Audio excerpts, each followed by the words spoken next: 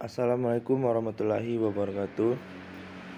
Kami dari kelompok 7 ingin mempresentasikan makalah bahasa Indonesia tentang paragraf, yang mana makalah ini disusun oleh kelompok kami yang beranggotakan yang pertama ada Puspa Intan Sari, yang kedua ada Erna Sari, yang ketiga ada Ardiman, dan yang terakhir saya sendiri Mahesa Bagaskara.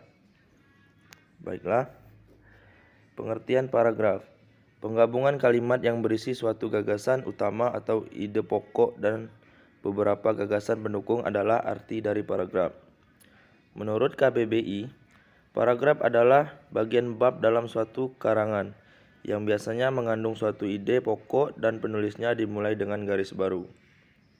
Selanjutnya pengertian paragraf menurut para ahli, yaitu dari Ramlan. Paragraf merupakan bagian dari sebuah karangan yang di dalamnya terdapat lebih dari satu kalimat yang membahas suatu tema tertentu dengan ide pokok sebagai pengendalinya.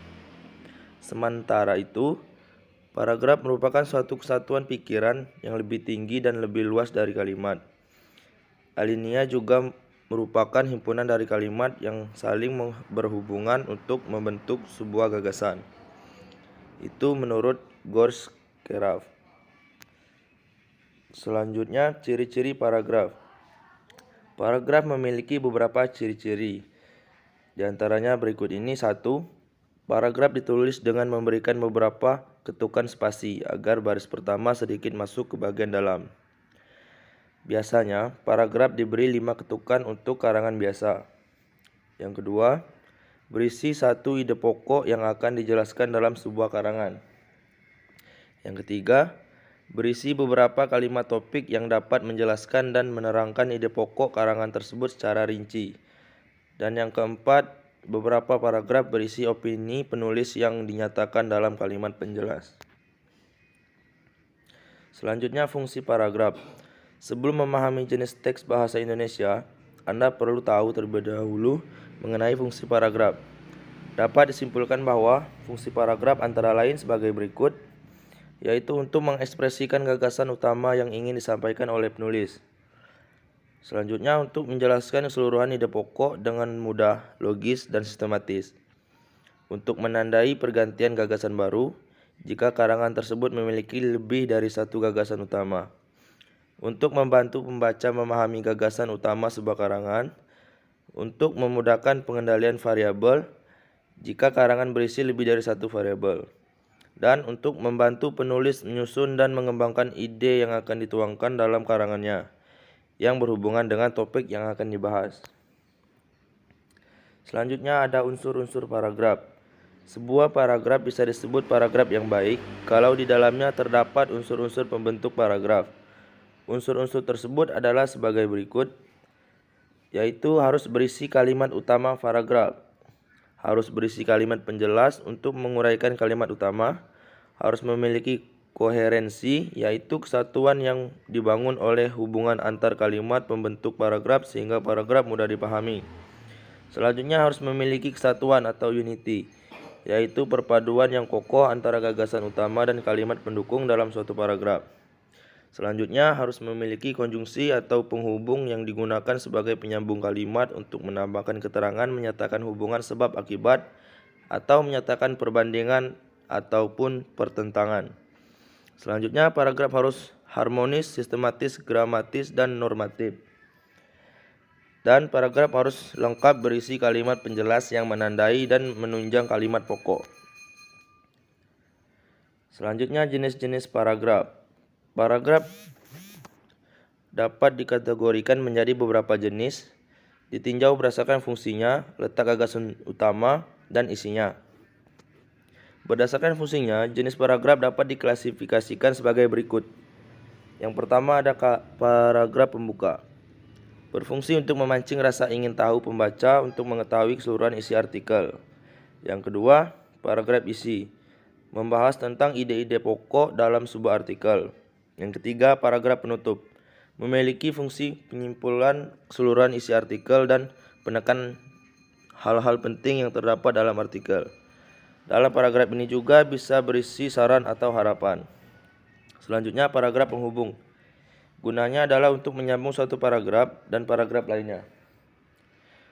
Beda jika berdasarkan letak gagasan utama, jenis paragraf dapat dibedakan menjadi paragraf deduktif dan paragraf induktif. Paragraf deduktif atau paragraf ide pokok terletak di bagian awal paragraf. Sementara paragraf induktif merupakan paragraf ide pokok yang terletak di akhir paragraf. Lain lagi dengan paragraf inaratif. Ini adalah paragraf yang gagasan utamanya terletak di tengah paragraf. Selain itu, ada juga paragraf campuran yang ide pokoknya terletak di awal dan di akhir paragraf. Berdasarkan isinya, jenis paragraf dibagi menjadi 5 jenis, yaitu antara lain paragraf eksposisi. Paragraf eksposisi adalah jenis paragraf yang berisi penjelasan singkat, padat, dan jelas mengenai fakta-fakta yang ada. Paragraf ini berfungsi untuk menyampaikan informasi kepada pembaca dan cenderung bersifat ilmiah. Selanjutnya ada paragraf narasi. Paragraf narasi berisi penjelasan sebuah peristiwa berdasarkan kronologi yang terjadi. Paragraf narasi harus dijelaskan dengan sistematis karena tujuannya agar pembaca dapat membayangkan kejadian yang sedang dibahas karena sifatnya yang bercerita. Selanjutnya paragraf deskripsi. Paragraf deskripsi adalah paragraf yang menggambarkan suatu benda atau peristiwa yang bisa membuat pembaca seolah-olah mengalami langsung kejadiannya atau melihat langsung benda yang dideskripsikan. Selanjutnya ada paragraf persuasi. Paragraf persuasi adalah paragraf yang membujuk atau mempengaruhi pembaca untuk setuju dengan gagasan yang disampaikan oleh penulis. Selanjutnya paragraf argumentasi. Paragraf argumentasi adalah paragraf yang memberikan pandangan kepada pembaca tentang suatu topik. Paragraf ini hanya berisikan fakta, tapi juga gagasan pendukung yang bersumber dari opini penulis. Dan selanjutnya adalah struktur paragraf. Kalimat-kalimat yang membangun paragraf pada umumnya dapat diklasifikasikan atas 2 macam, yaitu antara lain yang pertama kalimat topik atau kalimat utama, dan yang kedua kalimat penjelas atau kalimat pendukung. Kalimat topik atau kalimat utama biasanya ditempatkan secara jelas sebagai kalimat awal atau suatu paragraf. Kalimat utama ini kemudian dikembangkan dengan sejumlah kalimat penjelas sehingga ide atau gagasan yang terkandung dalam kalimat utama itu menjadi semakin jelas. Adapun persyaratan paragraf. Persyaratan yang efektif memenuhi 2 syarat, yaitu yang pertama ada kesatuan makna atau koherensi. Yang kedua adanya kesatuan bentuk atau kohesi dan hanya memiliki satu pikiran utama. Yang dimaksud dengan koherensi atau kesatuan makna, sebuah paragraf dikatakan mengandung kesatuan makna jika seluruh kalimat dalam paragraf itu hanya membicarakan suatu ide pokok, suatu topik, atau suatu masalah saja. Jika dalam sebuah paragraf terdapat kalimat yang menyimpang dari masalah yang sedang dibicarakan, berarti yang paragraf tersebut terdapat lebih dari satu ide masalah. Yang kedua yaitu kesatuan bentuk atau kohesi. Kesatuan bentuk paragraf atau kohesi terwujud jika aliran kalimat berjalan mulus, lancar, dan logis. Koherensi itu dapat dibentuk dengan cara repetisi, penggunaan kata ganti, penggunaan kata sambung, atau frasa penghubung antar kalimat. Yang ketiga, hanya memiliki satu pikiran utama. Paragraf yang baik harus hanya memiliki satu pikiran utama atau gagasan pokok. Jika dalam satu paragraf terdapat 2 atau lebih pikiran utama, paragraf tersebut tidak efektif. Paragraf tersebut harus dipecah agar dapat memiliki hanya satu pemikiran utama. Mungkin itu saja yang dapat kami sampaikan dari kelompok 7. Atas kekurangannya saya mohon maaf. Kepada Tuhan kami mohon ampun. Wabillahi taufik wal hidayah. Wassalamualaikum warahmatullahi wabarakatuh.